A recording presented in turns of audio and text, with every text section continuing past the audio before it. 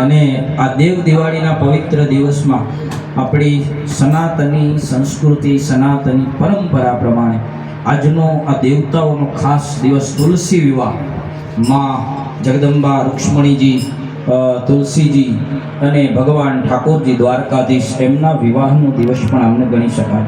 એટલે આજ પરમ પાવનકારી દિવસ, આજનો આ સુંદર દિવસ અને સુંદરકાંડનો પાઠ એ હનુમાનજી મહારાજના ચરણોમાં અર્પણ કરી સાથે સાથે અહીંયા 10 ગુરુઓમાં જેમનું પહેલું સ્થાન છે એવા ગુરુ નાનક દેવ, એ ગુરુ નાનક દેવ સાહેબની છત્રછાયામાં જ્યારે આપણે સૌ મળ્યા છીએ ત્યારે એમની ચેતનાને એ ગુરુ નાનક દેવ સાહેબના ગુરુ ગ્રંથ સાહેબને પણ અહીંથી નમન કરીએ અને આ સુંદરકાંડનો પાઠ છે એ હનુમાનજીના ચરણોમાં અર્પણ કરીએ. એ પહેલાં મેં ભીમનાથ મહાદેવમાં વાત કરી હતી કે વિનુભાઈને ઘરે જ્યારે પાઠ હશે ત્યારે હું કહીશ કે સુંદરકાંડ છે એ સુંદર શું કામ છે, આનો મહિમા. આપણે સુંદરકાંડમાં એક વિષય ઉપર શિક્ષણ થોડો કરશું તો આનો રસ પીવાની મજા આવશે. સુંદરકાંડ સુંદર શું કામ, એનું પહેલું કારણ કે આ સુંદરકાંડ રામચરિત્ર માનસનો એવો કાંડ છે કે આમાં ભક્ત અને ભક્તિનું મિલન થયું છે. આ જ કાંડમાં ભક્ત અને ભક્તિ મળ્યા છે. ભક્ત એટલે કોણ? તો કે ભક્ત એટલે સંત શિરોમણી હનુમાનજી મહારાજ. અને ભક્તિ એટલે કોણ? તો કે ભક્તિ એટલે સ્વયં જાનકી માતા. અહીંયા ભક્તિ અને ભક્ત આ બેયનું મિલન આ કાંડની અંદર થયું છે એટલે આ પાઠ સુંદર છે. બીજું કારણ, દાસાનુદાસ ભક્ત, બે ભક્તોનું મિલન આ કાંડમાં થયું છે. વિભીષણજી જે અખંડ રામ નામ લંકામાં રહેવા છતાં પણ રામ નામનું સ્મરણ કરે, ડર નથી રામ રટણ સાંજ સમારે, પછી બીક પછી કોની અમારે. એટલે રામનું રટણ કરે છે લંકામાં રહેવા છતાં. એટલે અહીંયા હનુમાનજી જે ભગવાનના પરમ ભક્ત, દાસાનુદાસ એવા હનુમાનજી અને વિભીષણજીનું મિલન પણ આ સુંદરકાંડમાં થાય છે. એટલે બીજો પોઈન્ટ, સુંદરકાંડનું નામ એટલે સુંદર છે.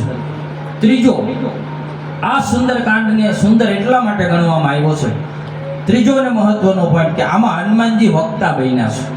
ક્યાં વક્તા બન્યા છે? તો કે લંકાની અંદર જ્યારે હનુમાનજી મહારાજ પ્રવેશ કરે છે અને લંકામાં અશોક વાટિકામાં માં જાનકી બેઠા છે, પણ ડાયરેક્ટ માં જાનકી પાસે સન્મુખ જવું કેમ?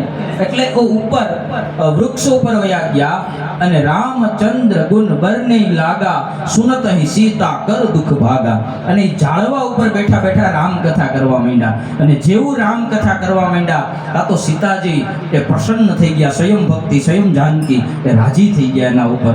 એટલે એ પેલું ત્રીજું કારણ કે હનુમાનજી વક્તા બન્યા.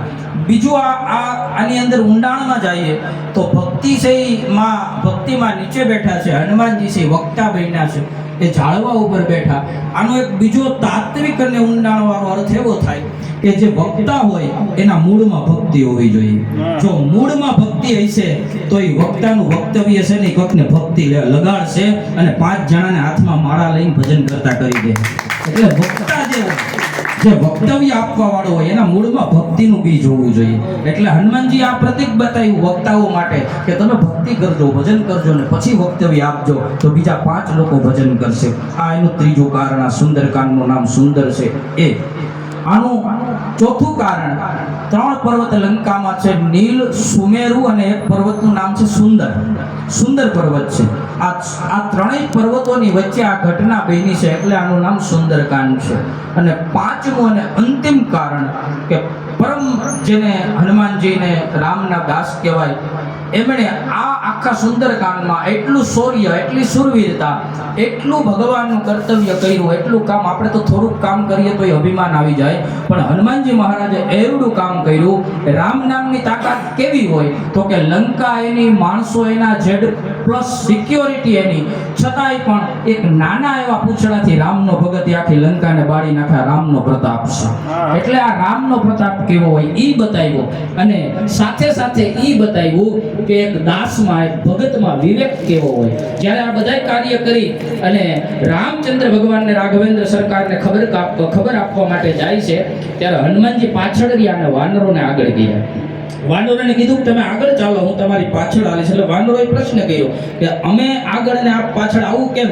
તો કે હું પવન પુત્ર છું અને રામનું કામ મારે કરવાનું છે. તમે બધા આગળ હાલો, હું પાછળ પાછળ એ રામ નામથી પવનથી તમને ધક્કો મારીશ ને રામના ચરણોમાં પુગાડીશ. આ દાસ ભાવ કે જેને એવડું કાર્ય કર્યું છતાંય પાછળ રહ્યા, છેલ્લી લાઈનમાં હનુમાનજી રહ્યા, આ દાસત્વ ભાવ. તો આ સુંદર કાંડના 5 કારણો છે, એટલે આનું નામ સુંદર છે. સાથે સાથે આપણે જે સન્નિધિમાં બેઠા છીએ ગુરુ નાનક દેવ, એમાં પણ હું 2 મહાપુરુષોને એટલા માટે યાદ કરું માનસિંહભાઈ કે સનાતન સંસ્કૃતિ એનું કોઈ દી ઋણ નહીં ભૂલી શકે. 2 મહાપુરુષોમાં સનાતન સભ્યતા, આપણે જે સાનિધ્યમાં બેઠા છીએ એમાં 2 મહાપુરુષો, એક તેગ બહાદુર સિંહ કે જેમણે આ સનાતન સંસ્કૃતિ માટે ખૂબ બલિદાન આપ્યા. તલવારની ધાર ઉપર, તેગ એટલે તલવાર, તલવારના ધણી એટલે એનું નામ આપ્યું હતું તેગ બહાદુર સિંહ. અને એની તલવારની ધાર ઉપર આ સનાતન સંસ્કૃતિ, સનાતન સભ્યતા માટે જેમણે અહોરનિશ લડાઈ કરી, તેગ બહાદુર સિંહ, એમને પણ આ સ્મૃતિ આપણે નમન કરવા ઘટે. એ જ પરંપરામાં આગળ જતા ગુરુ ગોવિંદ સિંહ સાહેબ કે જે ગુરુ ગોવિંદ સિંહે આ સનાતન સભ્યતા માટે યુદ્ધો કરી અને સપરિવાર બલિદાનો આપી અને આ સનાતન સભ્યતાને બચાવી. ચીડિયા